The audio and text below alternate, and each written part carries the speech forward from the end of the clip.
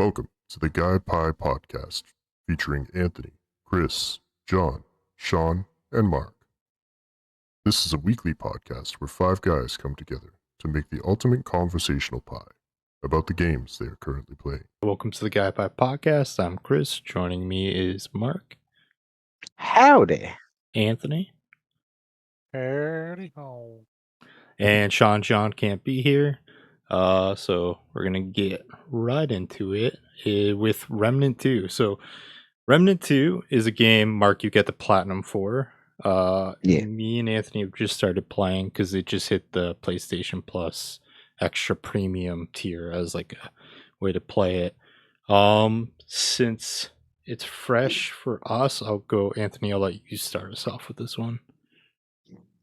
Yeah, so as we talked about a couple weeks ago, I upgraded to the extra tier, and this got added, and I wanted to get it at launch. It just wasn't good timing. I don't know if it was finances or other releases. I can't remember, but I briefly played the first one. I did enjoy my time with it. However, me not being a Souls-like guy, and at the time I wasn't as good at shooters, it wasn't a game I could play by myself. And it was somewhat hard to find someone to play with the first one because I bought it years after it came out, like on sale.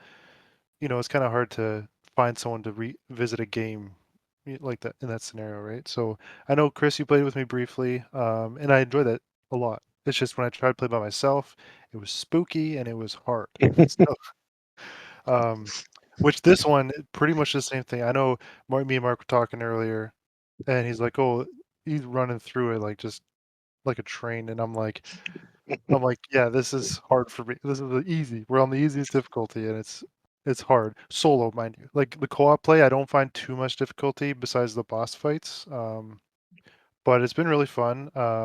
Still adjusting to the fact that there's no hip fire, so I tend to just randomly melee sometimes because it's the first time I played a shooter with that kind of setup. But luckily, just because I've been playing so much First Descendant, I'm pretty much fully acclimated to the third person as opposed to like Destiny with the first person shooting. Um, I don't, I haven't been following the story, so I don't put much weight usually in stories a lot of the time. Even Destiny, like I do love the story, but like I don't follow it as I'm playing. Like I watch YouTube videos afterwards, so that part I don't care so much about. But the gameplay feels smooth. I got the sensitivity settings where I want them. It feels great. The weapons are really cool. I've only got a couple. Like my character, the highest level character is like level 6 on one job, archetype, whatever. So I haven't seen very many of them, but the ones I have seen, they're very cool. They're like very unique. Like they have their own identity that's not no samey feely as opposed to something like the First Descendant where the exotic tier weapons, a lot of them just feel like a weapon that isn't an exotic, you know. So I really like that aspect. And every time we kill a boss, I'm like, okay, I can't wait to see what I can make with this. And just the one I was just using before we hopped on here, it was like this arcing weapon where you hit a target, and then any other targets near it like hits them too, like a electrical arc. Really cool. And just some of the things Mark mentioned, like that I haven't even seen yet, is just this game has a lot more to it than I initially thought.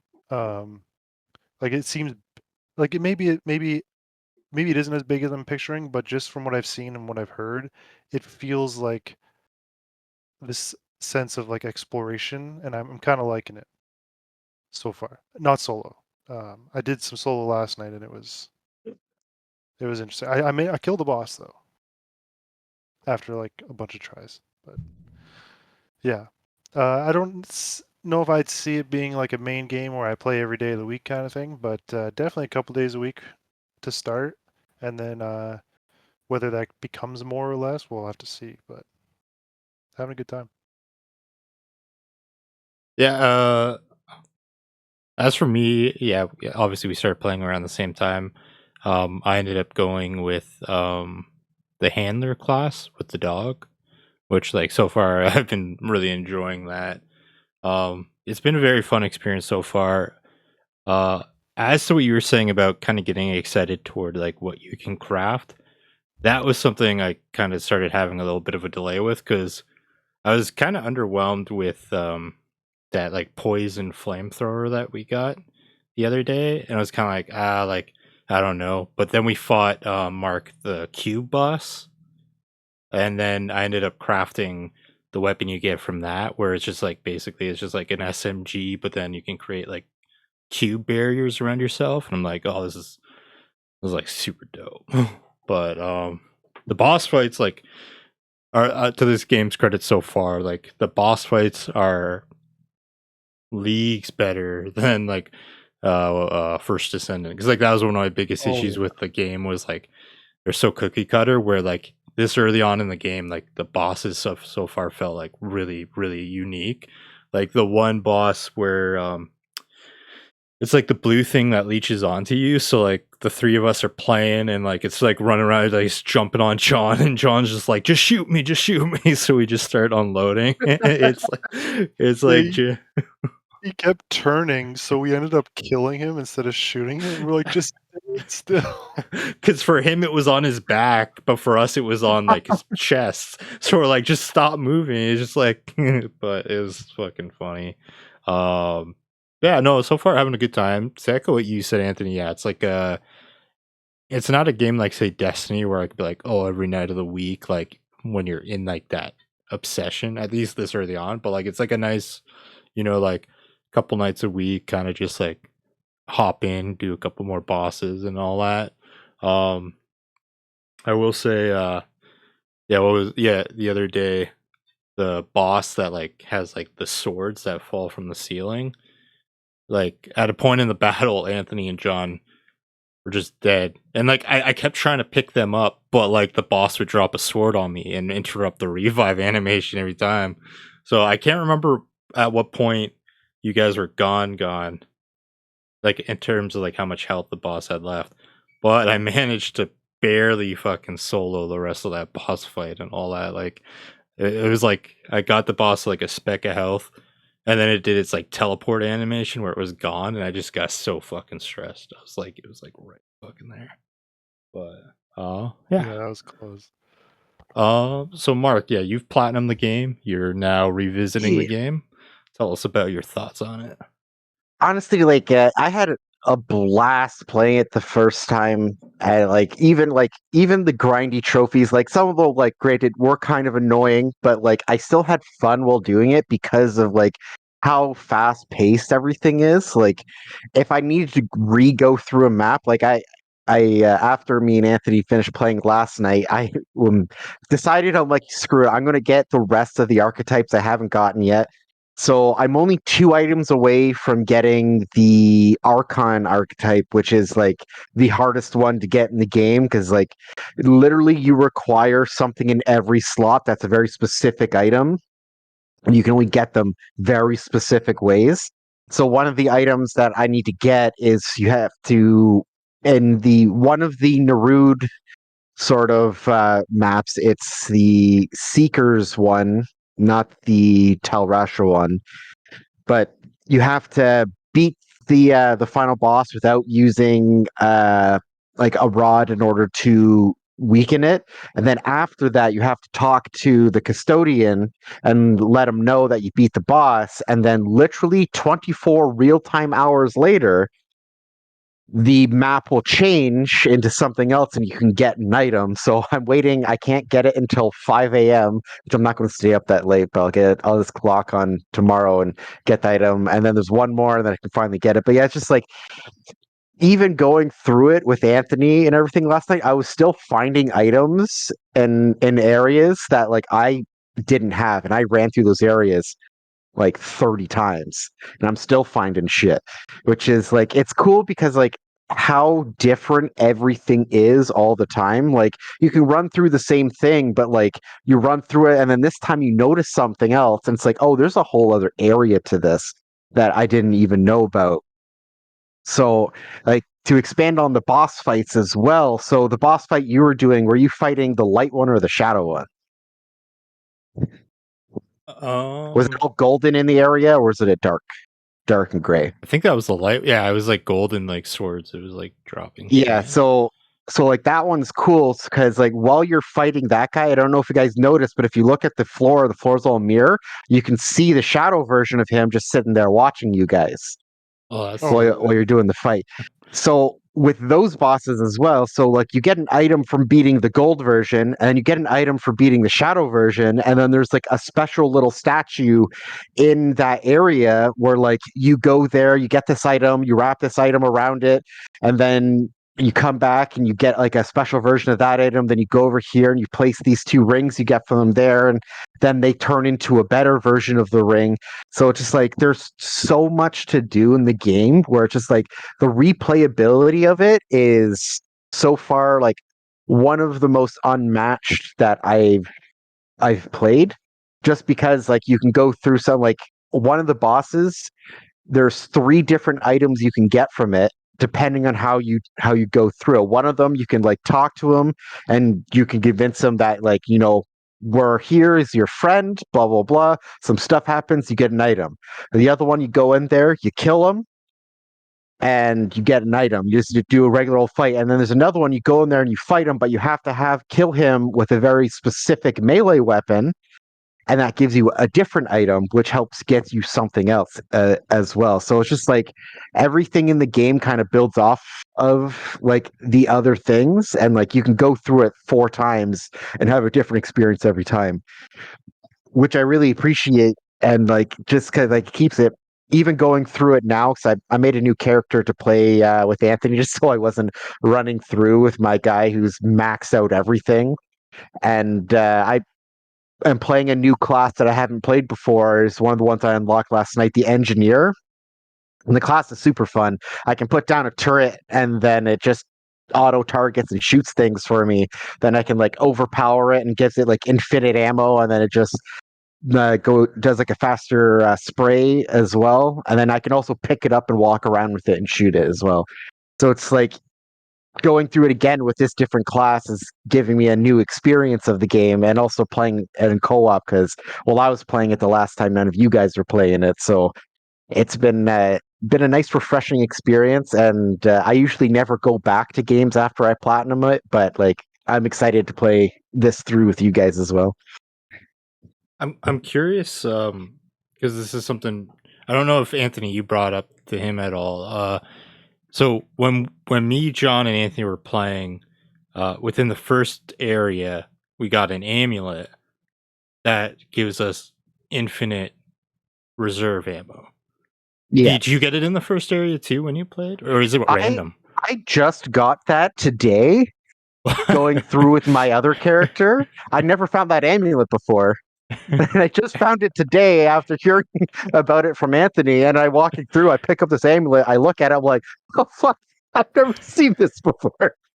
Yeah, no, I just found that today. Okay, yeah, because all right. I wanted to know because we were talking about that because we're like, with the possibility of like say like everyone got it. I was like, there's no way like anyone would use any other amulet if like it There, was like there the are first some better amulets you can get. It one. depends on the build you're trying to go through, because like that one is it's really good. It gives you infinite reserve and also plus 15% range damage, which is crazy.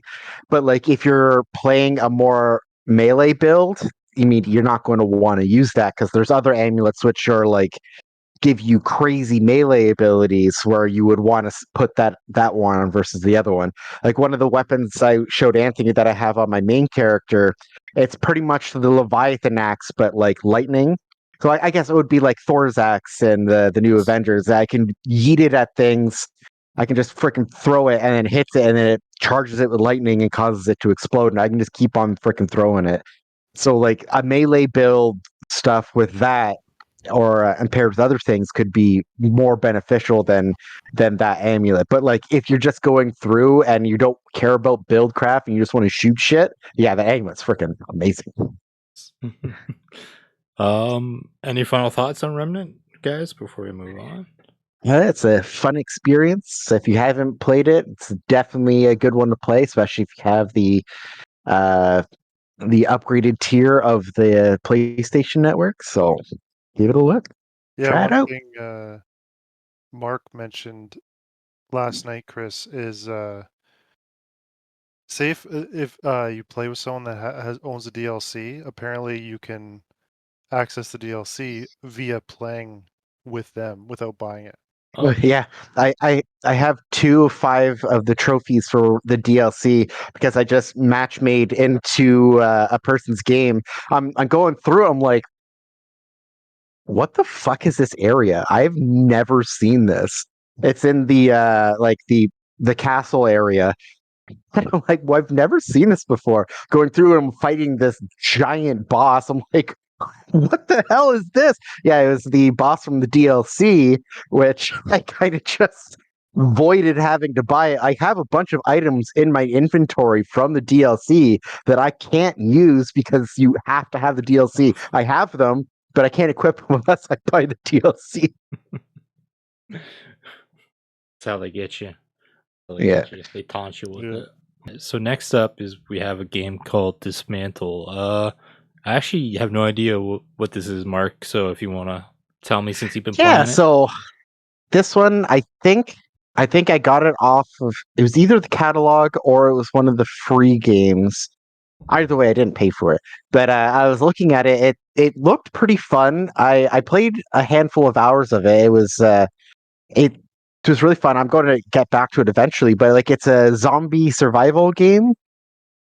So like it's like a top down sort of style game where like you run around and like you start off with like a crowbar and stuff like that, and it has like a crafting aspect as well. So like your inventory starts off pretty small, and then like you got to run around, like hit some logs, hit some like leaves to gather materials, bring them to your campsite. Then you can upgrade your crowbar, which allows you to destroy like stronger things with it, so on and so forth. And then like you can unlock better gear, different weapons, like and get shovels to dig around, stuff like that. Like it's a nice, simple game. It's just like I had a good example of it. I lost it, so I'm just going to ignore that. But yeah, it's just like a nice, fun, easy zombie game where it's like it's not like stressful at all to play, and just like a nice turn the brain off, walk around through crowbar, smash some zombies in the head, build some stuff, go a little bit farther, and yeah, it's been pretty pleasant experience so far. I definitely wouldn't have tried it out if I didn't find it on the catalog, but that's why the catalog's amazing, because you get a chance to try games where you never really would have looked at them, but when it doesn't cost you any more money, hell yeah, let's give it a go. Yeah, that's the beauty of having access to all that stuff. Is like it can let you either get out of your comfort zone or just like just like the mindlessly like searching through all those games, and then like what probably happened with you, you just like come across that one and you're like, oh hey, you know what, I'll give that a go. Like, I yeah, just why not? Like, oh, a nice little zombie survival crafty game. I'm like, yeah, let's give it a try. Let's see what happened. And like, it actually was pretty fun. So uh kudos, game catalog. how does this game sound to you, Anthony? Does it catch your eye? Yeah, I mean, if it's in the catalog, I think I'll put it on my, like, write it down, keep track of the name, because I'm not like a huge survival fan, but I am to some degree, but it's like very niche moments where I'm in the mood for one. But when I am in the mood, it's like that's all I'm like, I'm thinking like the last one was probably that would have mechanics of, I mean, it's a little bit different, but mechanics enough for, some sort of sandbox survival crafting was Pal World. And I only played it for a couple of weeks, but it was like I lived and breathed Pal World that those few weeks. So like I am gonna keep track of this name because when I get that itch for a survival game, I don't know if this will be the one I end up playing, but at least I'll have something in mind when I'm trying to find something to jump into. Especially if you're saying it's in the catalog, because if that is the case, I have the upgraded version for like 400 Yeah. days. So Is it Only 400.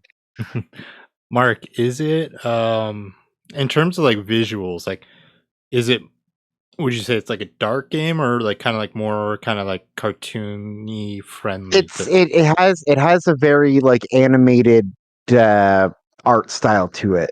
Where Okay. it's saying like it's not like, oh my god, we're gonna make these zombies as gruesome as possible. It's like you can see the zombies and everything. Like they have like decent like artwork to it, but it's not like grotesque. It's just like you don't hit them and blood sprays everywhere. It's just like it's like a nice, simple, smooth, animated sort of art style to it. Okay. Yeah, because Yeah, I'm kind looking at of. pictures. Sorry, Oh, go go ahead. ahead. Oh, go ahead. Looking at pictures, it almost kind of reminds me of. Did you ever play those games? I think it was called How to Survive. They're like zombie top-down games. I don't think they were like crafting games per se like this.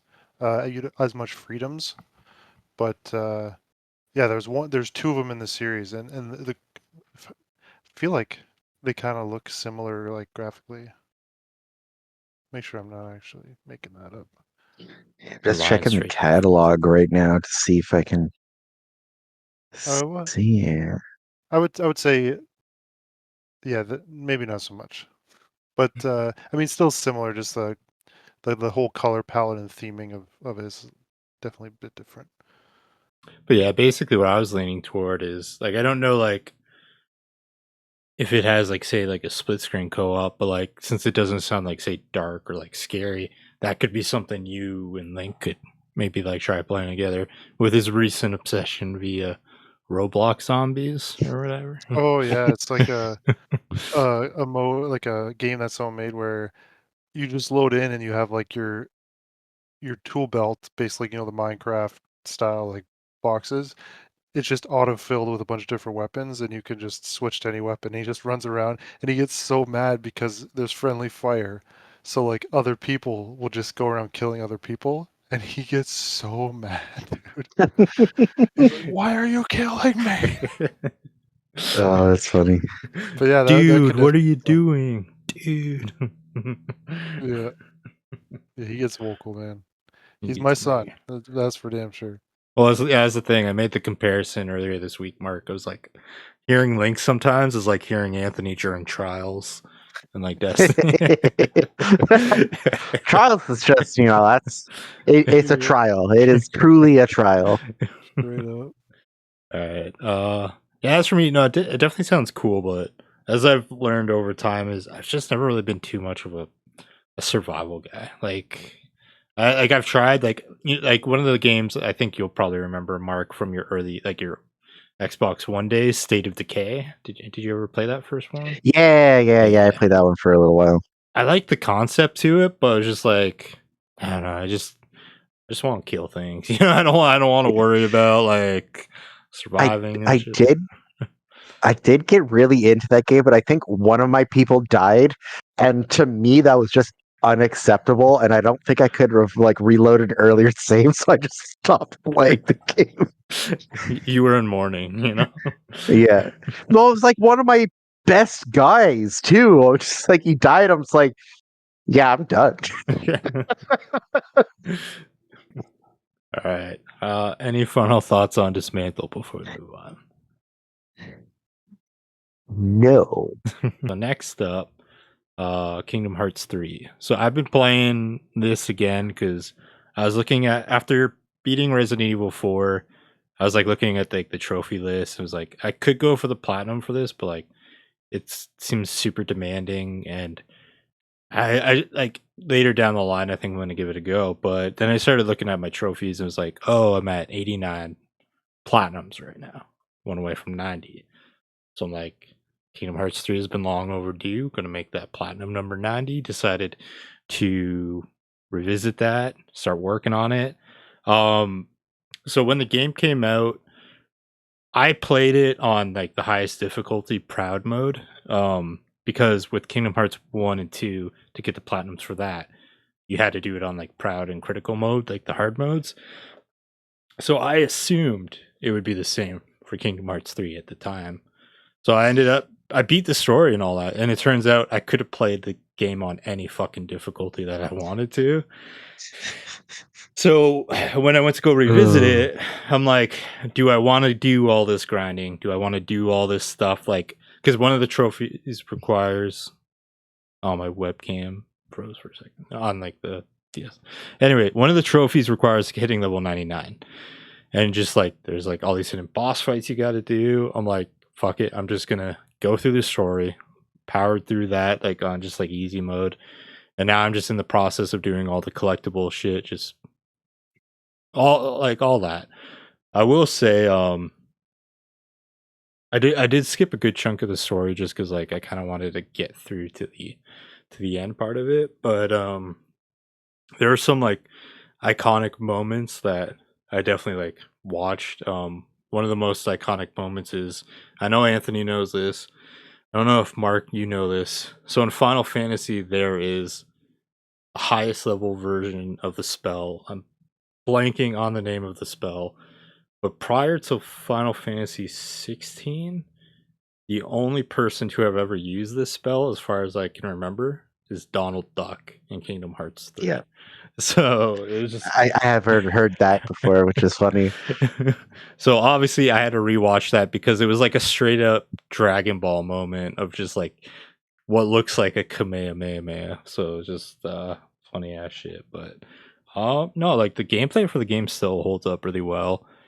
Kind of revisiting all the worlds, I kind of hit a realization of one of the things I think that hurts Kingdom Hearts 3 for me is the worlds don't hit as well as like the past games. Like I definitely find myself missing like Nightmare Before Christmas. Like there are really good worlds in this. They brought back Hercules. Like this time you can climb Mount Olympus.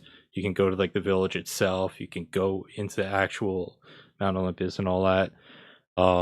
Toy Story, you can like go to Andy's room and then you can go to the toy store.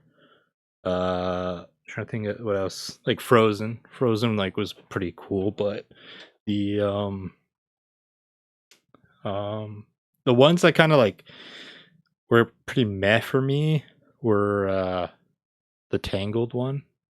I don't know. I found it didn't really have much to offer for me there. I didn't mind like Big Hero 6. Monsters Inc. was cool. Like that was like a cool place to visit. But I don't know. I just felt like there was a lot more unique and diverse worlds to visit, where I felt like this time around a lot of them were like Pixar themed and stuff like that. There wasn't as much variety considering there's a huge backlog of Disney stuff that they can visit.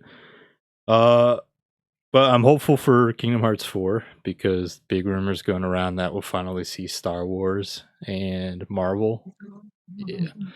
Yeah, one of the teasers was like looks like a footprint of an AT-AT. So like I'm kind of like I'm excited for that. But no, it was nice to revisit it. The gameplay is extremely smooth. Feels really good. Anthony, I think you played a little bit, or no, you didn't play a little bit, right? Because I remember like way back, I bought it for you and something else. I think as like an incentive for you to quit smoking at the time, but I don't think you ever ended up playing it, right? I did play it very briefly at the time, but I did give it a decent try, like I think a couple years later. But I only made it maybe 2-3 hours in. Like I got as far as you're fighting like some giant thing, and I just remember using this summon where all of a sudden I was flying around in like a train or something. But yeah, so it's not necessarily for me, but it's something I've been thinking about, like just watching Lincoln play Roblox and stuff. Like over the past like 3 months, like he's gotten the handle on turning the camera like in the 3D space for the most part. And a lot of what he does on there is these obstacle courses. So like as far as platforming goes, like he's getting that down. And then like we're talking with zombies, I know some of them are guns, but he's played ones where you're using melee weapons, and that's like crap game design level combat, right? So the fact that he can manage to do that, like there's going to be some like full title games that I'll introduce him to, and I got to figure out which ones. I'm thinking to start off with some sort of platformer, But like as far as combat goes, like that's probably one of the games I'll probably try with him just because of the link to with all these like big franchises that he's familiar with. Like you're talking like Frozen and Tangled, like he's definitely into those. Um, and he'll recognize almost every single movie that's going to be in that game. I'm pretty sure I've watched with him, with the exception of I think Big Hero 6. I think I tried watching that with him, but he just wasn't into it. But that's the thing. Like I keep trying to teach him too. Like even today, where he was doing this obstacle course thing and he kept falling, he was getting pissed. I'm like, I eventually was like, okay, listen, you either keep trying or play a different game or get off the game because he's like flipping out. And then he finally gets it, and then he's all like, "Yeah, see, I just kept practicing and I got it." As if like it was his. I'm like, "Yeah, yeah, yeah." But the point is, like, he's kind of grasping the idea that I don't think I really did when I was that age of like, "Oh, you just keep trying till you get it." So, um, if he does step into that and the combat is a little, above his head, if he just keeps at it, he'll eventually kind of grasp the systems and stuff. I'll have to explain some stuff to him because like he can't fully read right now, right? So I'll have to kind of explain to him like, oh, square does this, X does this, etc. But that's definitely a game I'm thinking of trying as far as something more combat oriented. Um, just after I'm going to start with platforming, but yeah, that's probably where I'm going to start combat wise. Yeah, definitely. Out of like the three, that would definitely be the one to easily get him into it, just with like the improved gameplay. And like the one of the things you mentioned earlier, when you did like the summon, that was like basically the train. One of the game things this game introduced were these amusement abilities that are based off of like amusement park rides. So you have like the train one where it's like basically it like launches like fireworks and stuff like that that are almost like nukes that just obliterate enemies. You have like the water park ride where it's basically there's like waters being formed, you're on like this raft and you're hopping around like hopping onto enemies almost like Mario style. Uh there's Is the there Mad a Hatter. pirate ship? Yeah, the pirate ship. So like the pirate ship will like swing back and forth, and like the swings itself will hurt the enemy, and then also the waves it creates hurts the enemies. But the Mad Hatter cups, like you'll just spin around like the tilt a whirl, and just like each time you hit an enemy, it like creates a combo chain doing damage. Oh, Um, nice. my favorite one though is like the blaster one. Because it's basically like like in amusement parks, those rides you just sit in and you have like the blaster. It becomes that where it's just like you drive around and you just like unload with like a Kingdom Hearts version of a machine gun, and it's just so fucking it's fun. But they Nice. really help make the game a lot easier. And another thing too, Anthony, is if you like when that time comes, if you end up getting like the Remind DLC like really cheap, you can do these things. It's like things that help make the game easier. So like it'll be things like you do 3 times more damage. When you're not taking damage, your health regenerates. So like you can put these things in that'll kind of help him and make it a bit easier for him. Okay. Yeah. Yeah, that But actually sounds really good. yeah, no, like it was something I totally didn't even know about until like when I revisited for like the play for the platinum. I was just like I started the new game. It was just like, oh, you can do all these things. I'm like, well, I'm gonna go power through this on easy mode. So I'm just gonna, yeah, 3 times more damage. Yeah, like there Okay. are really broken things you could put on, that I didn't put on, which is one is like your melee attacks insta kill enemies. Like I'm like that kind of takes the fun out of it. But for him, like he might like He'd that. have But he'd love that, yeah. At least I don't know if I wouldn't start him with them, but I would just like slowly add them if I had to, based off the difficulty he's having, the baseline of where he's at, and just kind of spoon feed him some handicaps. gotta gotta ease him into those. He's gotta earn them basically. uh, Exactly. All right, so Mark, I know you've played Dream Drop Distance on the 3DS, and that's it. Has like the Kingdom Hearts series outside of that ever intrigued you? It does. It is like an interesting series, but it's like at this point there's such like a big sort of like following and group that going with it. And as you're saying too, like I know a lot of the stuff comes from the earlier games where like there was more variety so to speak, but it is an interesting series. It's just I don't know if I would ever have the time where I would want to invest all of that uh, time because like RPGs, you need like a proper RPG on that is like minimum like 40-50 hours, and that's like a lower end one in my personal opinion. It's like my go through of the Legend of Heroes series, every single game. I think I remember I was like, oh yeah, the platinum wasn't that long for the first one. It was like 50 hours. I looked at it and I have 80 hours of playtime in the game. I'm like, oh well, there you go. Yeah, like it does like it is a good series. I'm not going to knock it against it. I just don't think it's personally for me. But then again, the only experience I've ever really had with it is the one that was on the 3DS, and I didn't enjoy that one a whole lot. So maybe I would enjoy the other ones. We'll see if it ever gets added to the catalog. Maybe I'll give her a go. I could be wrong, but I'm pretty sure all the games are actually in the catalog. Well, Because- then maybe I'll give her a go. But I'll look right now. yeah, well, you do that. I will say one thing I did end up doing too. So, when the Remind DLC came out, there were two versions you could get. You could get the Remind DLC, or you could get Remind plus the Kingdom Hearts Anniversary Orchestra. I ended up getting just the Remind DLC, and like for years, I have very much regretted that because like I think one of my biggest regrets pre-pandemic was not going to see the orchestra live. Like if there's ever like a video game series orchestra I'd want to see, that was it. Um so anyway, with the sale that just is going on right now, that PlayStation sale, I ended up seeing like the Remind plus like the orchestra for like $20 instead of like $50. And I was just like, you know what?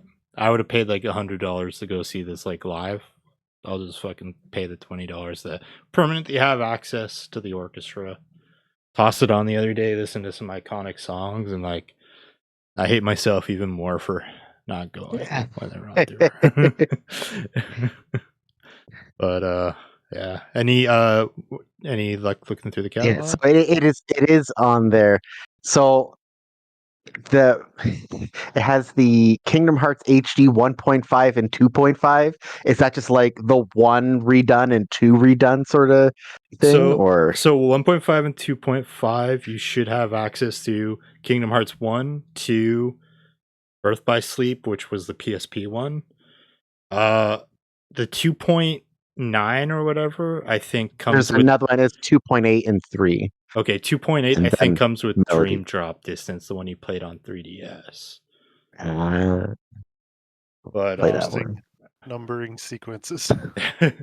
well, I think it all stems from like how non-linear the story is in terms of like the games that have come out. Like it's just like, oh, like you go from one to two, but in between that you had one that was before one, and then you had like three that were between one and two, and it's just like you can get by with just one, two, and three. Like I haven't really experienced much of the outside games. I played a bit of Birth by Sleep, played a bit of Dream Drop Distance. Like as somebody who's going to platinum the third of the three, like the story is not as overwhelming as people do make it out to be. It does get ridiculous with like the large cast of characters, but no, you can definitely get by without like it won't be like a deterrent. Like you're like I'm totally like lost and all that. Yeah, I just opened it up and it's saying there's a collection of 6 unforgettable Kingdom Hearts experiences in the 1.5 and 2.5 remix. So Jesus. two of those experiences should be I think there were either Game Boy or DS games that have basically they just pulled the cutscenes and remastered them. But if I remember correctly, You can literally just earn trophies from watching the cutscenes in those games, and they'll just like pop through. But That's not too bad. all right. Any final thoughts before we move on? Next up, we have the first Descendant. Anthony has achieved his final form. Tell us about it. Yeah, so about I'm a little over now, but at about 98 hours is when I finally crafted the Ultimate Bunny variant Descendant, which is the character I wanted. About 25 or maybe even up to 30 hours of that was playing through the game. But then after that, that was all almost purely grinding for this character. So I got it. So now the big grind's over. I got what I want. So now it's just I can stop maining it, like no lifing it. I am still somewhat enjoying it. It's like it's unfortunate. Like where I'm at with the game now, I feel like is what the game should feel like at the beginning, because it's like you get for free one to choose one of these three characters, right? And like of the three, like two of them are considered good as far as gameplay and usefulness goes, but like that's not gonna like there's 13 or something characters, and a lot of people don't just base their pick off of what's gonna be meta, right? Like they're gonna find characters they like and want to play. So the fact that you can't just pick from like pick only, let's say they should start off by letting you pick one of any of them. Because the thing is, if you want like the character I wanted, I had to spend 60 hours to get it, and now I can go and enjoy the game and level up the character, upgrade the character, level up my main weapons I'm going to use. Because like there's this whole upgrading system with your characters, with like you equip these mods that use up mod slots. So like for example, a fully upgraded mod for my health uses up 16 of my 80 slots. But when you do this like prestige system where you hit max level, you redeem this thing, and then say if the health mod uses like the C symbol for mods, you can, when you prestige, you get to select one of your slots and put that symbol on it. So now anytime you put a mod matching that symbol in that slot, it only uses half the mod slot. So if it took up 16, it now only takes up 8. So the gameplay loop is essentially you level your character, prestige it, convert one of your slots, now you're level 1, then you level back to 40, do it again. And I mean, at this point I'm already really strong, but it's just something to chase as far as your character goes while you're also working on your weapons. And it very much starts to feel more akin to like Diablo grinding or the RuneScape grind. I know I described it like that way before, but it was getting very tedious because it's like you need these 4 parts and you can just only do these 4 things over and over again. So it's like you could be on this part for like 30 hours, But now it's like I have all these different varieties of things and I don't have to take it so seriously. I can just chip away at it. So I'm happy where I'm at. And the character is awesome. I sent you guys a nice little clip earlier. I was going through my emotes. I found one where she like crouches down for a sec. I think it's called listen. Yeah, like she crouches down like you're crouched down listening. And when she stands up, she does like the thing where she lifts her butt up first. And I'm like, I was trying to get a really good screenshot, like a clip of it, but the text box wouldn't go away and it was covering.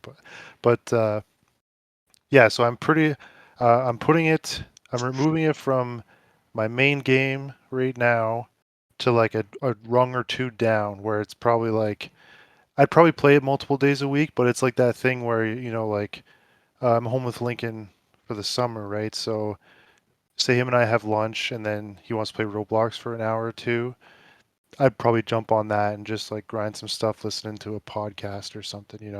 It won't be the thing where it's like, oh, I play that from after dinner till like 1 in the morning. Now that slot is probably going to be taken up by something like Remnant or back to Destiny.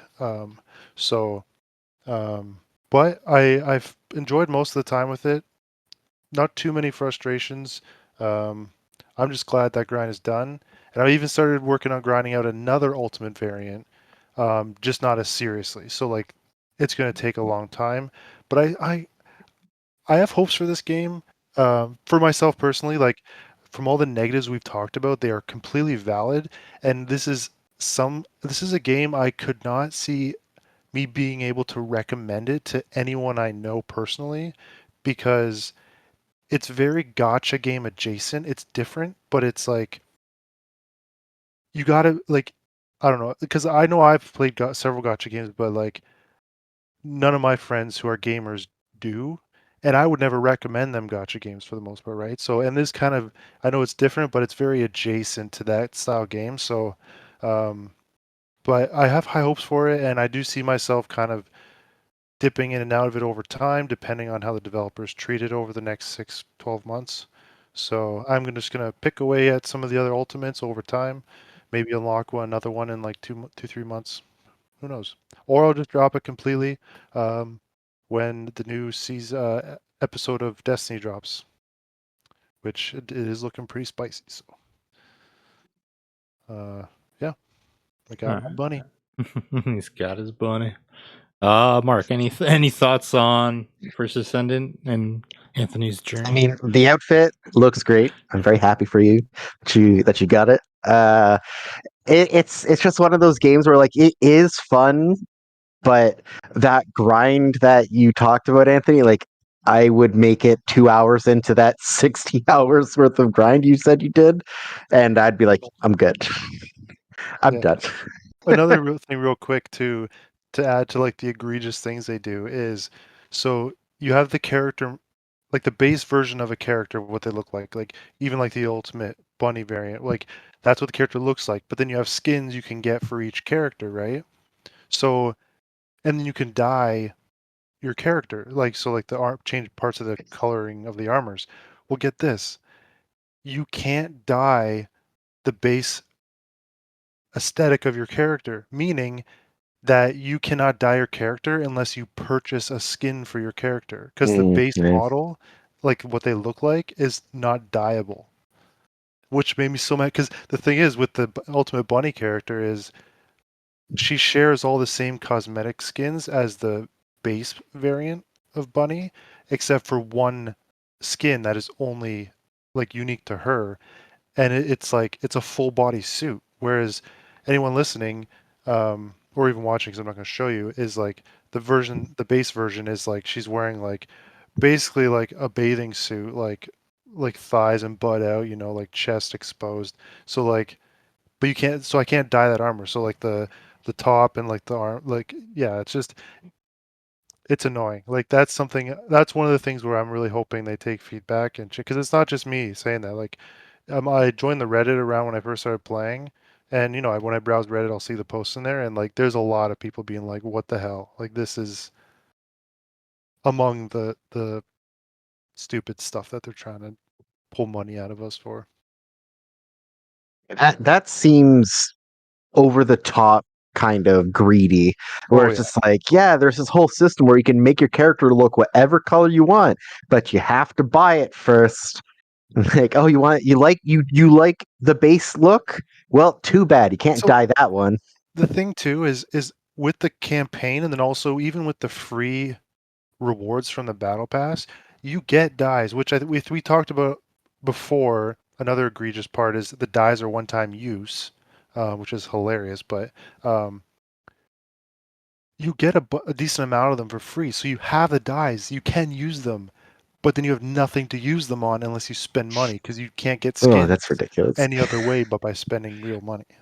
So it's like, oh yeah, they're like, I have pie for you. Here's a fork. Free. You can have the fork, but if you want the pie, you got to pay me $20. It's like, well, fuck Yeah, you. that's ridiculous. Yeah. Here's a plastic pie for you to look at. Yeah. Or a picture. Yeah. Oh, yeah. Yeah, Yeah, definitely. I cannot defend the negatives about this game. I see them and I agree with them. It's just I don't know. It linked into something with me that grindy thing of RuneScape that I enjoyed. I don't know. Yeah. I I honestly don't can't really explain it, but like I don't mind it when games have that because like they have to make their money. I'm not saying that like games shouldn't have that, but to sort of like stonewall a lot of the things, is as you're saying too, like they give you the dice for free, but in order to use any of them, you have to buy something. That seems to me like a really stupid sort of marketing strategy. And like that's just full on greedy, because like people are going to spend money on the game regardless. So it's like, why, like, if they like things more, they're going to be more open to, taking out the money from their wallets, in my personal opinion. So like when you're just deliberately saying like, oh, here's some free things for this game, but in order to use that, you have to pay us. That's just like Yeah, ridiculous. 100%. No, I definitely agree. It's one of the things as I'm like finally finished the grind that that's when I kind of realized that, because I'm like, oh, I got these dies, but I'm gonna save them because like these other characters I've been playing as, like, they're not gonna be like my main character. So this whole time, 90 plus hours, I'm like getting ready to drop some sick dies on this character. She finishes being made and I go to do it, and then there's no die slots. And I'm like, what the hell? And then I preview like a skin, so it makes my character look like the skin, and then the die slots appear, so you can preview the dies on the skin. And I'm like, what? I had to Google it to be like, where's the die slots? And I'm like, oh yeah, you can't. You just can't. That's ridiculous. Yeah. I'm surprised like that wasn't like commonly like complained about, considering like when it launched how many people paid money to unlock that outfit. Like we're talking 60 to So $100. And so like that's the thing. So I thought about that too, and this is what I came to the conclusion of is one of the bundles that you could get that character with, it comes with the Ultimate Bunny exclusive skin. So I wonder if they realized that, they might have been like, damn it, that's stupid. And then they just settled and equipped the skin and dyed the skin or something. That's the only, but I mean, I'd hope they complain. I hope everyone complains about that, because even I made the fire, that guy with the fire abilities, and like he looks sick. His ability looks sick, but like I want to dye his armor, but can't, can't, can't do it. What the hell? What the hell?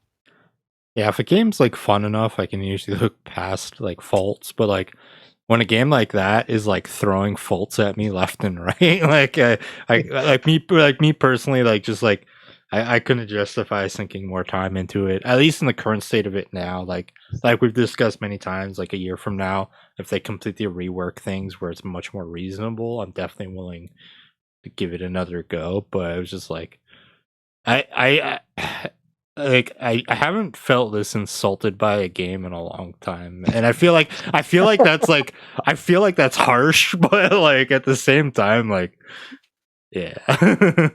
Yeah, well, Oh that's the god, thing. it's Like funny. like I mentioned too, like there isn't really any end game right now. Like the bosses too you were talking about. Like there are. I mean, I guess I can't fully speak to it because I haven't done all the hard mode bosses, because there is some new bosses.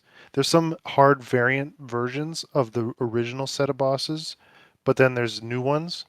And the thing is, it's not till the last boss of the normal set, he's called the Hanged Man, where it's actually a cool fight. There's mechanics you have to do. There's like something you have to pick up in the middle, and like you can only damage like his tongue and he's hanging from the ceiling, like the sky is huge, right? And you can only damage the thing in his mouth. And the person running around with the thing, about 2 minutes in, they have to deposit it back in, or else you wipe. And then at some point someone has to pick it up again, and then you can only shoot him in the mouth. So it's not like a ton of mechanics, but it's like much better than every other boss so far. There's only one boss that had a somewhat cool mechanic where he went immune, and these barrels with shields spawned everywhere, and you had to break the barrels. Oh, and they healed him. Um, but yeah, the rest of them, they're just kind of like, I don't know. They each had their own unique thing they did, but the last boss was really the first one that kind of was like, oh, like you need a team for this. You're not just queue, like you can queue into it with randoms, but like 90% of the time you do that, you're going to lose because no one knows what to do, or, you know, the guy that picks it up is like, "Oh, I got the thing." And then he just keeps running, and then they're like, put it back," and then everyone dies. So that was cool. Oh man. Um So unfortunately, because I'm playing solo, for me to beat him, I need to probably look into like first send a Discord or just trial and error. Just keep jumping in until I get successful.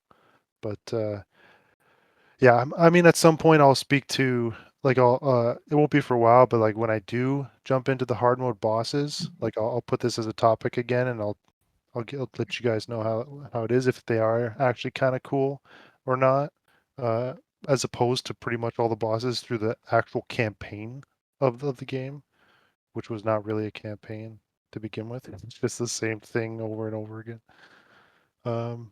Yeah, hard, not recommended, but I love it. You're almost like a sadist, you know. You're just like give it to me. This is only for me. All right. Any final thoughts before we move on? I love my ultimate bunny. And I'm happy he has his ultimate bunny.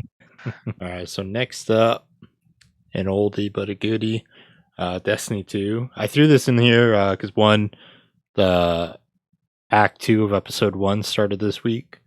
2, well, the plan was for us to do the to run the new raid last night. Plans kind of hit the wall, but yeah, I threw this in there just for us to talk about. I'll go first. I mean, like, I see a lot of people complaining about like, say, Act 2, and they're like, this is just like a typical season. Like, the episodes don't justify like being like they overhyped the episode format, and I can kind of see it, but I can kind of not see it, because like I think right away one of the biggest takeaways I appreciate with this episodic format is, traditionally with a season, when we get our seasonal activity, if it sucks or if it's great, if it sucks or if it's great, you are stuck with that activity for the remainder of the season. Whereas with the Act 2, they released a new episode activity that you can do instead of the old one, or you can keep running the old one. But the new activity is basically like, it's as if Bungie listened to all the feedback from like the first activity and like what people disliked about it, and then just like made a new activity based off of like improvements. That's it. Because like the new activity is much more streamlined. It's easy to get the resources. It's easy to run. I really appreciate that. I will say one thing I'm very bummed about is the time gating of being able to unlock the weekly focus for, or like the focusing for the new weapons, which is the solar rocket sidearm and the arc pulse rifle. Hopefully at this week's reset, this is the week we actually unlock it, and it's not like they're holding on to it for like 2 to 3 weeks, because if so, that's kind of lame. Trying to think. I think that's pretty much. Oh yeah, I ran, like, me and Anthony spent like 3 to 4 hours running the Nightfall this week, trying to get the fucking grenade launcher to drop. Did not drop once. For either of us. That's odd, because they usually drop pretty often, don't they?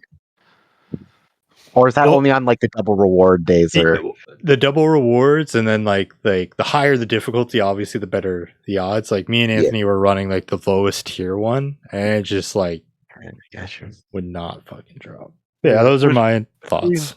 Between both of us, that's 6 hours of grinding. There was like a point where, like, because we kept like talking, obviously, like, we're playing, we're talking, and I think there's like a mutual point, I think 3 hours in, where like, have you gotten one? And he's like, have you gotten one? Or it's just like, no, we fucking still haven't gotten one. Like, what the fuck? oh, that's funny. I That brings back memories. I will say, what was interesting to see this week is Xur is selling Nightfall ciphers, 2 for like 97 strange coins. So they get a hefty tag. Anthony, what were your thoughts so far on the update? Yeah, so the way I play Destiny, like I mentioned earlier, like I don't pay much attention to the story as I'm playing.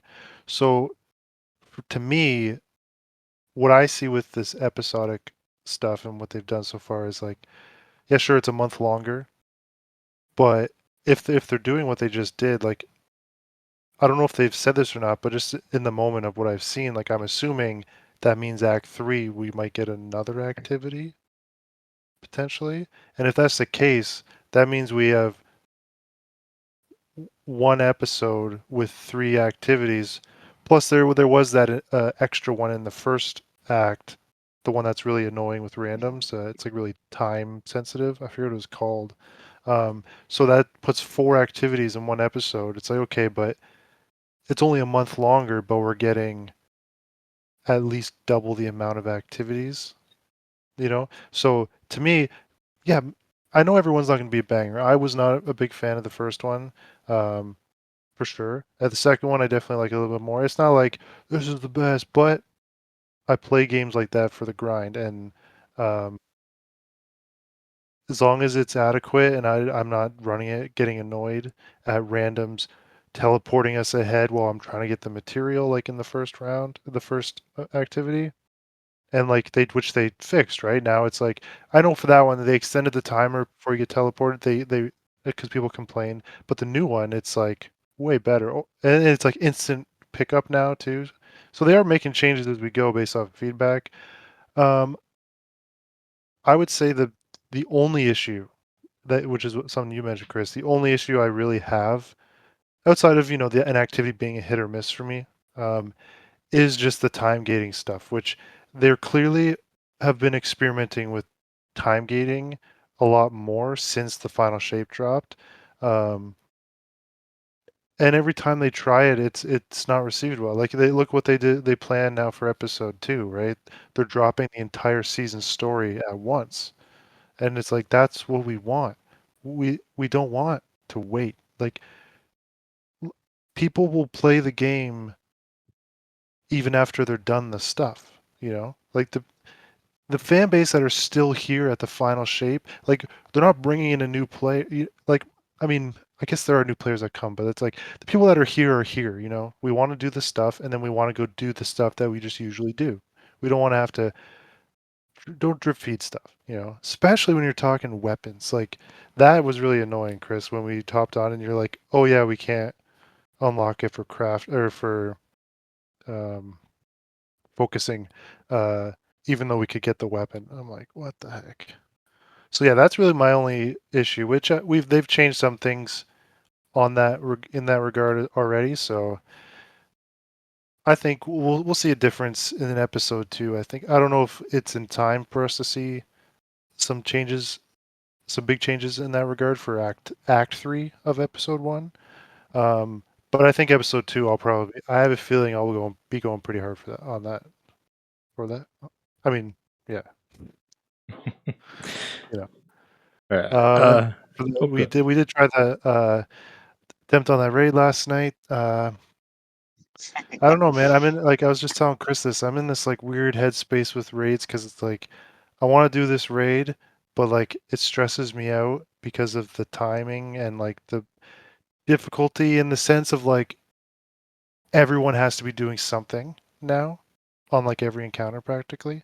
Um, which is like I'm a pretty good player and I'm always down when someone is having issues. Like I'm there. I'm like I'll pick up the slack, whatever. But like I can't do that because we all have a job to do.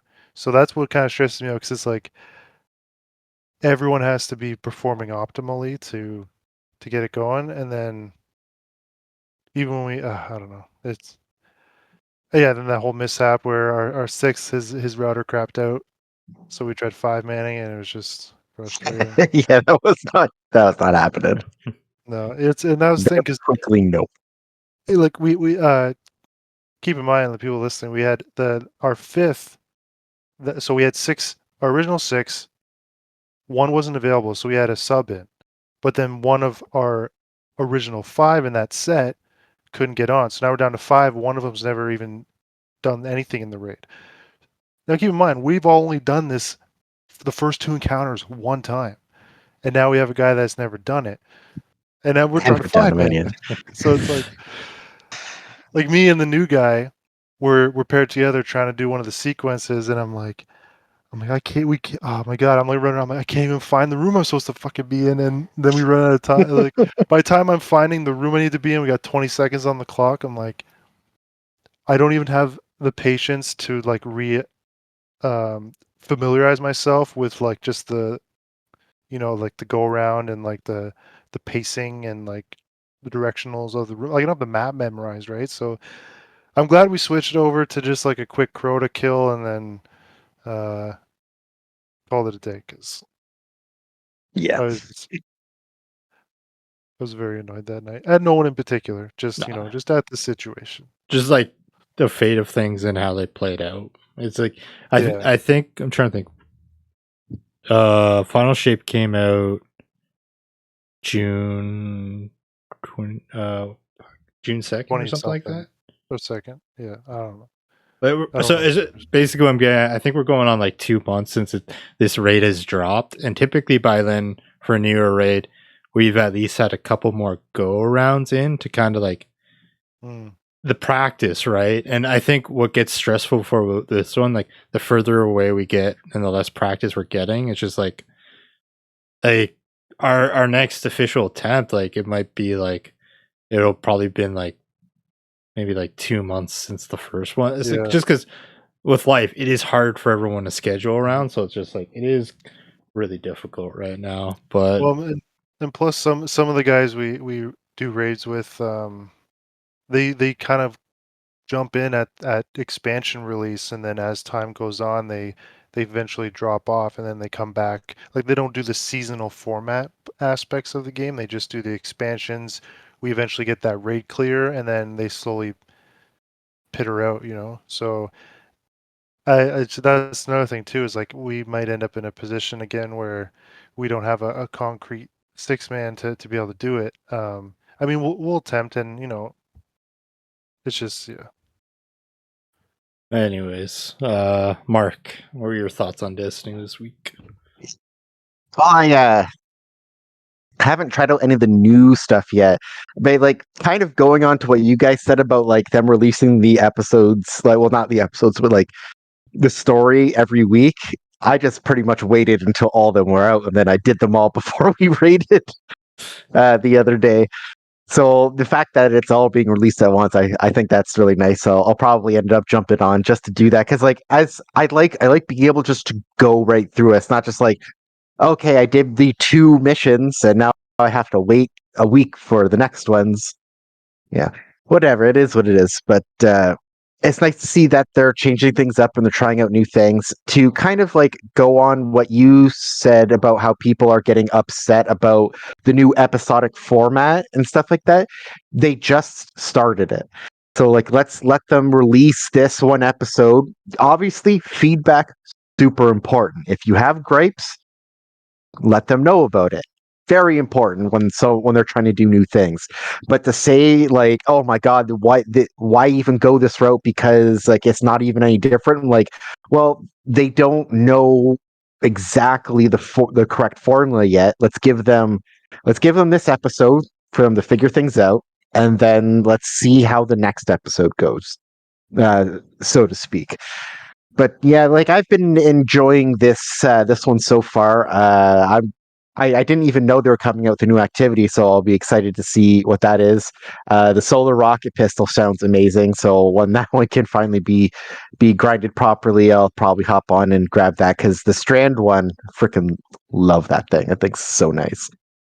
Yeah, it was kind of a bummer not to be able to attempt that new raid again, but I mean, life shit happens, and like no one could have foreseen someone's router just dying right beforehand. I mean, like, yeah, so yeah, it happens. I'm pretty satisfied with the state of the game right now. Then again, I don't exactly do every aspect of the game. Like I don't hop on as much anymore because I have other games I'm playing. But like when I do play it, I very much so enjoy it. So yeah. Any final thought? Oh, actually, no. I will say this too. Yeah, the solar sidearm mark. You can have heel clip incandescent. Ooh, nice. Any final thoughts before we move on? I am good. All right, so moving into the news, Black Ops 6 beta dates have been announced. So early access for people who have purchased the game, or if you have Game Pass, you'll be able to play the early access beta, which is August 30th to September 4th. Open beta will be September 6th to September 9th. Black Ops 6 will release October 25th on PS5, PS4, Xbox One, Xbox Series X and S, and Windows. It will be available to play via Game Pass memberships that have day one included. So, like, going back to us talking about Game Pass the other week, it's like, it's where it gets like cloudy. It's like, so Game Pass Ultimate, you can play this. If you are Legacy Game Pass console that hasn't lapsed, you can play this. Game Pass PC, you can play this. Anybody else? Sorry about your luck.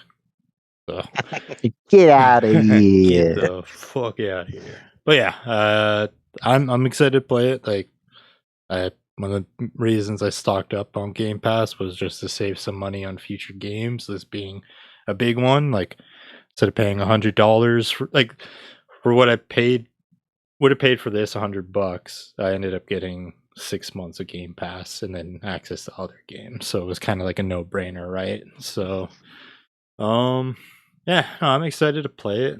I'll probably check out the beta if it has like those things that carry over, which they typically do, right? You know, like the little cool things like calling cards or something like that that just shows that you were there.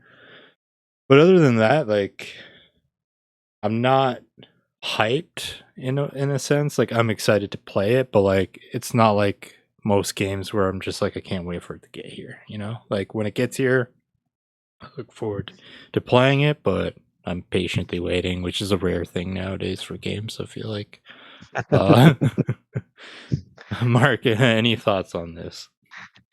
I think I'm probably not going to play it. I hope it's great. Hope you enjoy it, but Call of Duty, you're dead to me.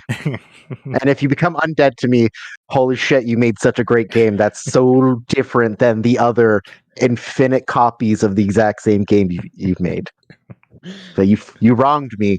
You wronged me, Call of Duty, and I do not forget. And then Anthony, how about you? Nope. All right. Anthony's on my team. He's on my side with this. Solidarity. All right. Nice, quick little topic. You know what? We'll just keep going through. No point in even ending the recording after that one. That was all right. So next up, Splitgate 2 was announced, coming 2025. For those who don't know, Splitgate 1 was an arena shooter. It played similar to Halo, but it featured Portal-like mechanics built into it. It will still be a free-to-play 4v4 experience, designed from the ground up in Unreal Engine 5. There will be 3 unique factions, each with their own distinct playstyle. It looks like currently the game will release first on PC via Steam and Epic Games Store. I don't know much. I don't think they've released anything console-wise, but like the first one did eventually hit consoles, so it should soon and like shortly after the release, hopefully. And then a Splitgate 2 companion app has been released for mobile devices that promises collectibles, in-game rewards, and Splitgate lore. Kind of pulling a little bit of a Destiny move, Bungie move right there, which I can kind of appreciate. Yeah, I remember playing this back when it came out. It was really fun. Like, the Portal mechanics was a really dope feature. Like, I think that added such a fun element to it. What are your thoughts on this, Mark? Honestly, this is a game that I can get behind because, as you're saying, like the shooter Halo-like experience, like I actually really enjoyed the gunplay on it. It was a lot of fun, but when you added those portals into it, like it was next level because like I remember there was one of the maps. It was kind of like the classic Halo map. What's it called? Canyon? Oh, Gorge? The Was it Gorge. There we go. Yeah, so it was kind of like that style. There was a base on the two sides, but like it had a thing where you could put a portal way high up in the middle. So like I would put a portal there, put a portal at the back of my base, grab a sniper rifle, and then I would just half stick out of the portal, start stick, and it took the other team forever because I'm like, you never think of looking up on these kinds of maps, and then like all of a sudden you look up and there's a guy half sticking his head out of a portal, sniping you, and like it's like, oh, they started firing me, so I back out, close the portal, and then I go do something else. But yeah, like it was a very nice, fresh take on the like the kind of FPS sort of genre. And like I had tons of fun with Portals. Halo, I love Halo. And the mixture of those two was very nice. And I definitely will be trying this when it comes out, especially because, I mean, you can't not with free to play and if it's an interesting game. So that that will definitely be on my list of things to try out for sure. Yeah, it was what makes it really incredible at the time too, because it was a really small development team, right? And for what I remember, there were with like that concept of the portals, you would kind of think like, oh, like they probably made like some sacrifices here or there, like, oh, you can't put a portal there, you can't put but like, like it's like you could put a portal pretty much wherever the fuck you wanted. Like I think the only time it would like get difficult was like like it needed to attach to something, right? Like you couldn't like say like put it in a random spot up in the sky. Like it still needed to be attached to like a surface of some type of form, but like still very like impressive and well executed. Anthony, what do you think about this?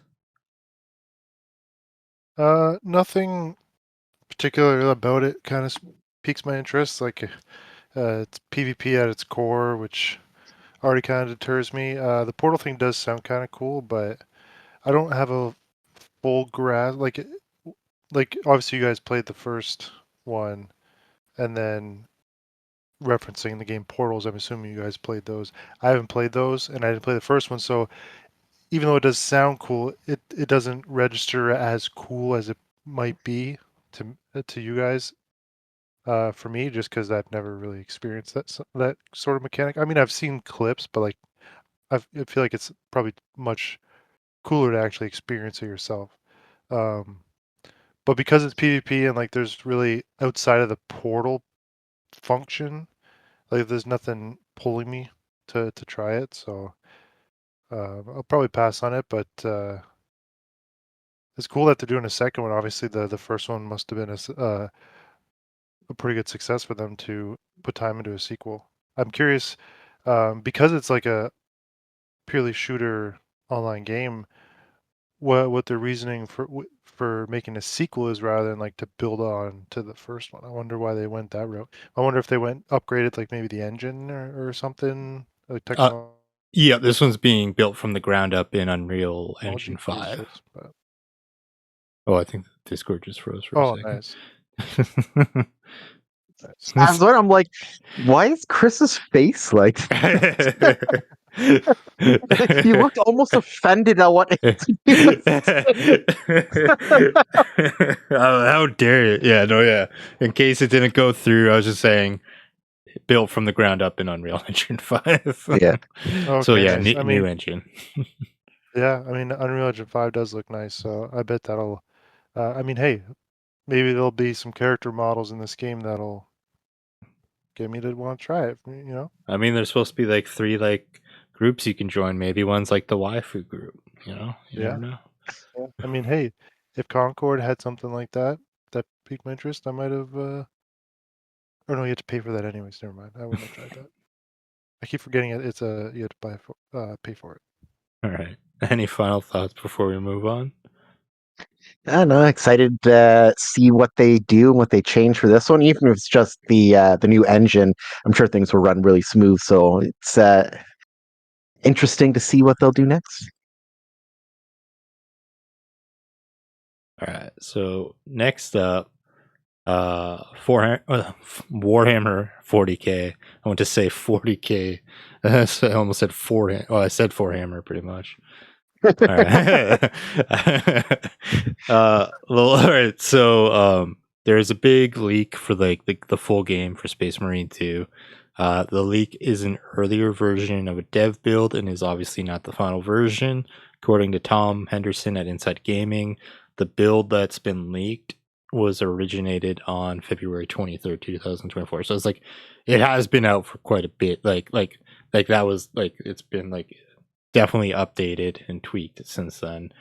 It seems to be fully playable. And then here's a statement from Focus Entertainment and Saber Interactive.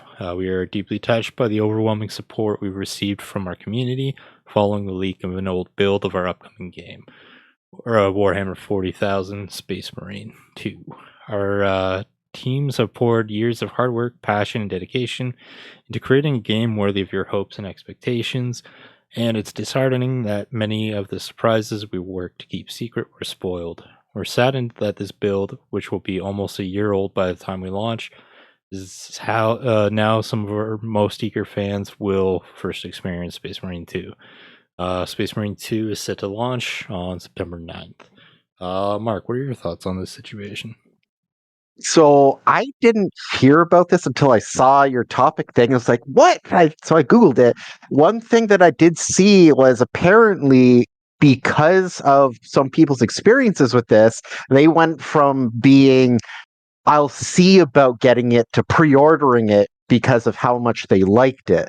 So that for me builds great hope in absolutely crushing it this year in the Fantasy Critic, because if it's really good, I have a gift and I will be adding that to the trophy.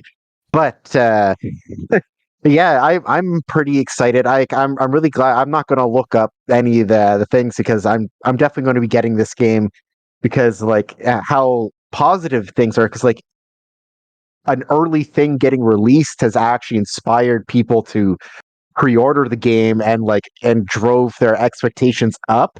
I don't think I've ever heard of that before, so that makes me very excited to see what it's going to be like.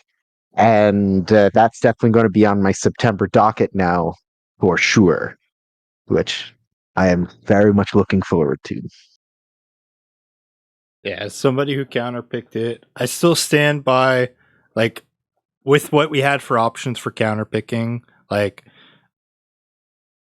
I still don't regret it. Like I think I like when I counterpicked this, my expectations were like around mid 70s, kind of somewhere around there. Like and to be fair, like how people perceive a game and how critics are, as we've experienced by playing the draft, I still see a good chance of it being around like that score, even like with like the positives. Like don't get me wrong, I want like the developers to succeed, and it's awesome that people are receiving the game well. Like that's all anybody could ever ask for their game. But yeah, I'm just saying I still don't regret counterpicking it from that. I can't really knock you for that because I still haven't picked my second counterpick. So it's tough, man. It's fucking yeah, there's I either have to take a huge risk or I just pick something I think's going to score low, which is like, yeah, it's not easy. And well. every day I wait is one day closer to me getting more and more screwed over. All right, Anthony, what are your thoughts on this whole thing? Yeah, it is pretty crazy that it's like the entire game, at least to that point. Um, I did read a thing too that this one guy mentioned that the necessary things were available with it that you could actually uh, do multiplayer with it right now as well, which I thought was hilarious. But I mean, to what Mark was saying, like obviously I didn't download and play it, but I went like I'm not worried about spoilers and stuff like that for most things. Um, so I pulled up some clips and I will say like I am somewhat interested in trying it now. Not necessarily to buy it, but it might be something that if it is on Game Pass, that it might. I'll say might for now. Might be good. Give me enough push to subscribe for a month to try it. I don't know if. I mean, it would be a definite if it was like I could try that and like 2 other games that I was interested in or something. Um, then it'd be a definite because like that's 3 games I can try that month. But if it's just doing it to try that game, right now it's a might. Um, but it's a pretty decent might. Like it'll probably hinge on like the reviews on if I do it or not. But at least from the clips I saw of the gameplay, like it actually looked pretty fun. Just like mindless hordes coming at you, shooting. Like I imagine there's some sort of upgrading system. I hope it's not similar to like the Warhammer Vermintide series as far as upgrading. I mean, if it is, it wasn't a horrible system, but it wasn't one I was a big fan of. Um, I know it's a completely different game. Just it's in the same series. I don't know if they share any similar. It's probably different studios and everything too. So maybe could just be completely different. But yeah, I'm definitely a little more interested in this game because it was not on my radar pretty much at all before I looked up those clips. So I mean, I've seen the trailer for it like way back when, but I was kind of like, yeah, I don't care about this game. And now I'm like, this actually looks kind of cool. Yes. Yeah. All right. Any final thoughts before we move on? Sorry. Don't be a heretic. Second last topic. One I imagine you two will be super excited to talk about. Diablo 4 Spiritborn class stream. Before I go into the spiel, I'm just curious, did any of you look into this? Yeah. I saw Diablo 4 and I went, nah. Okay, so I'm gonna ask Mark a question, Anthony. You are not allowed to answer at all. All right. Okay. So with this Spiritborn class, right? Like when they first teased it, they're like become like the apex predator of the jungle, and immediately I was like interested. So there are 4 animals of apex predators that you can summon the powers of. All right. You have a gorilla, jaguar, an eagle, and then something long that is poisonous. What do you think it is? See, now I immediately want to say snake, but I don't think it's going to be snake. An eel? I don't know. A centipede. That's they, they could have had me. they could have had me with the snake, and they went with the fucking centipede. I was so visibly upset that I turned the stream off. Oh my god! Oh my god! That is the most hilarious list. It's like gorillas. Yeah, you know what? They're fearsome. Apex predator? No, they're not predators. Like bear, easy. Get a nice grizzly bear in there. Easy. Giant wolf, done. Lion. I mean, king of the jungle over here. And yeah, like a big anaconda. So I will say too, because like I didn't watch all the stream. I don't know if they doubled down on the Apex Predator thing. I just remember the language when they announced the DLC for the character. God, So it's so bad. But if they doubled down on it, I got some things to say. But anyway, all right. So here's just a quick breakdown. The Spiritborn are a loyal people who endlessly strive to honor their rich traditions, the jungle, and the powerful spirit guardians. The warrior sees her strength in the gorilla. The hunter sees his speed in the jaguar. The strategist sees their vigil in the eagle. And the apothecary sees her practice in the centipede and the decay it devours. The jaguar, Rizoka, is relentless and violent, attacking repeatedly with blinding speed and fury, constantly ramping up in lethality and keeping its fire burning in between kills. Gorilla, Wumba, the embodiment of resilience and retaliation. The gorilla not only shrugs off incoming damage, but ensures the reprisals are brutal, swift, and final. The Guardian embodies pure dominance and efficient resolution to protect its own at all costs. The eagle, Quatli, is lethal and attacks its prey with pinpoint precision. Its movement speed and amplified evade combined with extendable mid-range attacks come together to deliver concentrated bursts of pain upon your foes.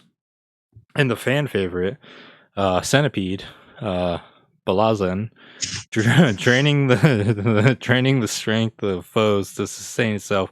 The Centipede is a manifestation of the inescapable cycle of death. Wield debilitating poison damage and disrupt the crowd control to reduce any opposition to a lifeless husk. Diablo 4 Vessel of Hatred releases October 8th, 2024. So what do you think, Mark? So if they take out the Apex Predator thing, like tagline for that class, that actually sounds like a decent class. But if you're telling me that this is someone's like Apex Predator, a centipede, I'm sorry, I don't know what the fuck's going on over in their studios, but like they need to get that person some help because that's not an Apex Predator. Uh yeah, like the descriptions of each of the like the things you can become do sound pretty cool. Apex Predator and Centipede. I'm sorry, I cannot get past that.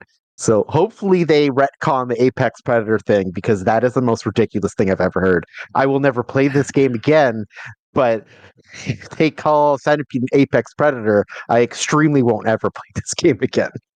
So I looked up. This is a more recent post, so could have been confusion. I don't know if it was the same on the older post from like 2 months ago when that stream happened. An adaptive apex predator hailing from the jungles of Nahantu. So it might have just been referring strictly to, at the time, to the class itself. But still, when I hear apex predator and when I see 3 of those things, I do think apex predator for the centipede. How do you not do a snake? Like how do you not do a snake? That's wild. They have a giant snake in the game already. It would make sense. Oh, all right. Anthony, what are your thoughts on this? Oh man. The abilities and the gameplay loop, at least from what they showcased, I know the Diablo community gets very creative in build crafting and stuff, so they might take it to different levels than what they showcase. Because I know, that one stream when they had Blizzard employees showcasing the game and like they were dying to stuff on like the easy difficulty, like not really knowing how to play their own game. But what they showcased, the abilities looked really cool. And as always, the game looks visually very, very good, right? It's just I just don't have any faith in Blizzard. Like I'm not like even if I still own the game, it's like why like you want me to, I wouldn't even want to risk jumping in for a season just to like be followed up by another season of like, oh, this is trash, like what a letdown. Like I don't know. I just don't have faith in Blizzard as a whole, but especially in Diablo 4. Um, but and I know they've had their ups and downs. Like this, I know this is my opinion. I know a lot of the community agrees with me at certain points in Diablo 4's life and disagrees with me in others. And this could be one of the disagreements because I will not be playing it, so I can't really give a full take on it. But it is cool to see they're adding new classes that never existed before. However, it is interesting that a fan favorite of the Diablo series is the Paladin or similar. I know Diablo 3 was Crusader, which was kind of like the Paladin. And they didn't go that route. Like almost every time a Diablo game comes out, everyone's always like, "When's the Paladin coming?" And I'm surprised they didn't go that route initially, but I do like seeing that they're making new classes. Like I didn't play too much of them in Diablo 3, but I did play the monk, which was really fun. I dabbled with the witch doctor. Wasn't my thing, but like the abilities were cool and stuff. So, and again, this one does look cool. I just Diablo 4 is dead to me. So, um, but obviously the game is going to continue to exist whether I play it or not. And what they're doing does look cool as far as the new character. As far as seasonal structure and stuff, I didn't look too much into the stuff outside of the character, like with the new season, because I just don't care. But yeah, best of luck to anyone out there still playing Diablo 4. You must. I mean, I play first Descendant, I guess, so I can't really too much. But yeah, ain't for me, that's for sure. I'm not gonna say I'm out yet, for the main reason I think this is day one Game Pass, and like cross save between platforms. Granted, like obviously I'll start a new character. If I do play it, I will play as the Centipede, the most hyped. But Fucking wild. but like considering it, like ideally my goal with like the stacking of the game passes, I do want to try to get the most bang for my buck. And I think Black Ops releases, yeah, I think at the end of October, or that's at the beginning of October. So I might be in a place where I'm like, I'll just check it out to see, for the sake of especially conversation on here, right? I could be like, wow, you guys are really missing out. Look at all, but no, I don't. Yeah, I don't blame you guys for being out. And if it wasn't for Game Pass, I definitely 100% would be out. Listen, if it was released on the catalog and I didn't have to pay again for that game, I'd try it. I'd for sure try it. But I'm not giving them any more money. That's a guarantee. I will not give them any more money. Yeah, I don't worry. I don't blame either of you. All right. Any final thoughts on this before we move on? Centipede is not an apex predator. It's not. It's a very useful bug. It's not an apex predator. All right. Final topic. So, what was an early moment in a video game that made you realize it was going to be an epic experience? Mark, I'll let you start us off. Yeah, so I got kind of two games, but they are like a game then the sequel. I am going to say I'd say like the Elder Scrolls series. So the first one is Oblivion, which I'm pretty sure I've talked about this before on the podcast, but like that's the first game. Like this is back when Blockbuster was still one of the only like reliable ways to get video games, stuff like that. This was the game where after I rented it, it ruined renting video games for me because I liked it so much. I couldn't justify renting a video game ever again just in case I liked it that much. It's flawed logic, but it's the logic I stuck to for I still haven't gotten over it. But yeah, like playing that experience, like getting to control that character in that open world, like going through it and then getting the magic, the power, stuff like that, just like it hooked me so hard that like I was in. My first playthrough of Oblivion, I remember it was over 400 hours before I beat the game.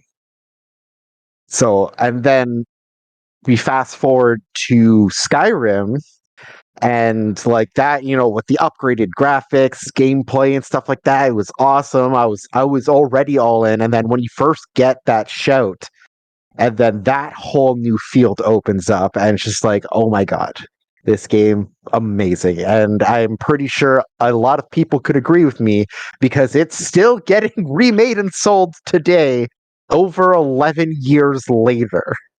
Well, 12 years at this point. No, it's 2024, 13 years. Jesus Christ. What is time? What is time? Skyrim Yeah, is so immortal. that's what I'm going to go with. Great picks, great picks. Yeah, I didn't even bother like even thinking of them because I knew somebody was definitely gonna have it. Anthony, how about you? So I was trying to think as far back as I could and try and just work my thought process through the years. There's a couple where I was like, maybe. But then I was kind of like, wait, there's a clear choice for me here. And it was the demo for Final Fantasy 16. Like that, I had already pre-ordered the game before I played it, but I'm like, obviously I'm going to play the demo because I was hyped for it before release, and it was like the story beats just in the demo, and like the brief like rail shooter icon fight you do, and the cinematics, the voice acting. Like, I know he didn't win the voice acting award, Clive, Ben Starr. Ben Starr, but he killed it in that game, and the music's on point. And this is just the demo, and it's like I when it was like, thanks for playing, and it was like the cover of the game, like for the demo, I was like, I had chills, man. And it did not disappoint. Like, I know people had criticisms of the game, including some of us here. Well, I know Sean and John weren't a big fan of the side quests, and to some degree that they had some decent points. I disagree overall with most of their point there, but even they agree. Like, there's no denying, like, it just got crazier and more epic as you progress. Like, every icon fight after the next was just like, what? Like, it was like, I gotta say, man, like, I don't think I'll ever be able to play a game and feel the way I felt when I played that game. Like, it was, not to say, like, there's definitely better games out there, but just the way everything came together for me, like with the gameplay, the vibe, like the dark fantasy, the voice acting, the music, the visuals, like, it was such a great experience all the way through. Um, yeah, that's the clear choice for me. That was one of my options, but I thankfully prepared a secondary one just in case. So what I'm going to go with is I remember working at Rogers Video and like the game Batman Arkham Asylum being announced and being incredibly excited for it because one of the most appealing things is they were bringing Mark Hamill and Kevin Conroy in, who were like known for Batman the Animated Series as Batman and Joker. They were just like bringing that universe to like a game format. And I remember being excited for it and like being hyped, but like I remember specifically playing it.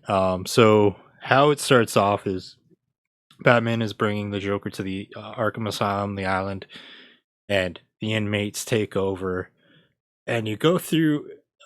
It's like a 30-40 minute portion of the game. You're kind of like making your way out, and it all like leads up to.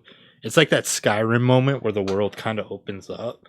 So it's like you break through event, and then you go through like this little cave area, and you walk out, and it's like a little cinematic. And it's just Batman overlooking all of Arkham Island, and it's just like basic being like, and like in that moment, I'm like, oh, this is gonna be a fucking journey. This is gonna be fucking epic, and like that's a moment where I've replayed the game a couple times over the past couple years, and every time I just kind of get like chills from that. But like that was like the moment that cemented it, because like when you're hyped for a game, and like Anthony, I think like I don't know if it was like similar for you, like say like Final Fantasy 16 for me is like I was like really excited, and even after playing that demo, and like there were some reservations. I'm like, fuck, like what if they don't deliver? Which to be like for me, like they fucking delivered amazingly for that game. But like you hit those moments where you're like, no, they're fucking gonna deliver. That was the moment, and I was like, yeah, yeah, this is gonna be good. Yeah, that was like one of the moments. Another moment, Mark, that I think you would appreciate that I had considered too was BioShock. When you go Oh down yeah, and then the splicers just like bang on the thing, like in that moment, it's just like, yeah, oh yeah. yeah. And I'm going over it now. I Jesus Christ, Bioshock was such a good game. I actually did think of another one Okay, go for it. Go as for well. Gears of War, when you first get to use that chainsaw lancer it. and you cut the guy in half. Oh my god. So much fun. Fucking well Oh, said. Yeah, those are the moments I fucking live for. Like, we're just like, yeah, like, That's yeah. one of make them like they used to. the Arkham series. Like, That's one of those series where I completely missed it because I missed a vast majority of the PS3 generation, and it's one of those ones where when it comes up or I see it, I kind of think of like I should really like experience those. I don't know, and I do want to try them eventually. I ended up picking up some of them on PS3, but um, one of these days I'll definitely pop in at least the first one. I wouldn't commit to like doing the full run through, but like I've seen lots of clips, like the combat. I remember even back in the day, Chris, coming over to your place and seeing you play it. Like I think I saw you. It was like some arcadey mode thing where it was just like you were in some circular area and it was just like waves of dudes coming at you. Yeah, that was the And challenge really mode. cool. Yeah. Yeah, it looked really cool and fluid. It's just at the time like I didn't have access, but I imagine you mentioned you've gone back and played. Like I assume it holds up today, right? Oh, Oh, in your opinion, I guess, what would you say? no, absolutely. It holds up completely, especially because like the with the PS4 they released like the updated versions for like the whole Oh, nice. trilogy. Well, granted, like the Arkham Knight released on PS4, but like yeah, Arkham Asylum and Arkham City, like yeah, just updated. Yeah, I definitely recommend playing those PS4 versions. You can usually get like Okay. the bundle dirt cheap, like on the PSN sales for like $7, like Oh, two games shit. for like $7. I highly All right, yeah. recommend it. I mean, I mentioned before, but yeah, I do a lot of times just add random stuff to my list, and when we have sales, I just check to see if something's like $5, $8, and I'll pick like one or two games up. So if that's the case, yeah, I'll toss that on and do it right now, actually, because yeah, I mean, it's one of those scenarios where that's something in that scenario where it's 5, $8. That's something I'll buy with intention to play at some point, rather than what I usually do, where I'm like, I'm not going to buy it unless I know I'm going to play it now. Because like $8, $7, like that's a really good deal. And that's a game too. Like you can have a similar experience to Spider-Man, right? Where when you're playing that, like say if Link doesn't want to play Roblox, he could just chill and watch you be Batman and stuff like Yeah, that. yeah, and I mean he likes Harley, so and I know Harley's in at least one of them. I obviously not consistently, but Well, yeah, she's in 1 and 2 a lot, and like this is, if anything, Anthony, one of the main draws for you to watch it is she has her iconic Arkham Asylum outfit in here, which will like I think immediately just sell you on just playing it immediately. oh nice. Oh, it looks like I have Arkham Knight in my library. Nice. So, what I will say for you, I would recommend doing Asylum because Asylum is like a condensed experience where City and Night get really open world, and Night specifically Oh, and brings in a lot of like the Batmobile stuff. So, I really recommend going the Asylum route, and if you get hooked on that, obviously going into City. so and you said it's available on Yeah, it should be like the in a Arkham collection? Collection, I think, is the name of it.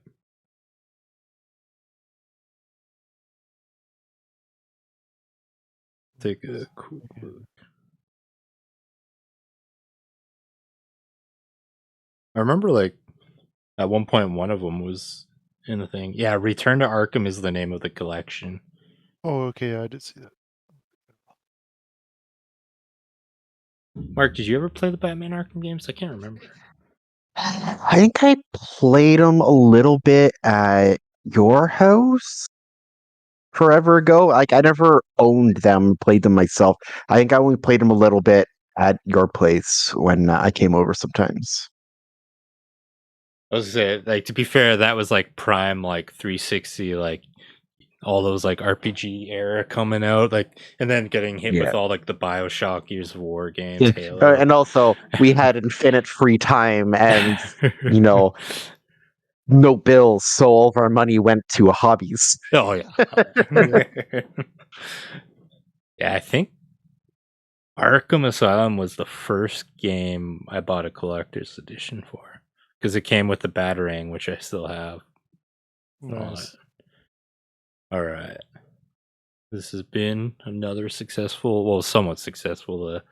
OBS and Discord has not been making it easy on me today, but episode of the Guy Pie Podcast. I'm Chris. That's Mark. Bye. Anthony. See you. And Sean and John. Bye. Banana.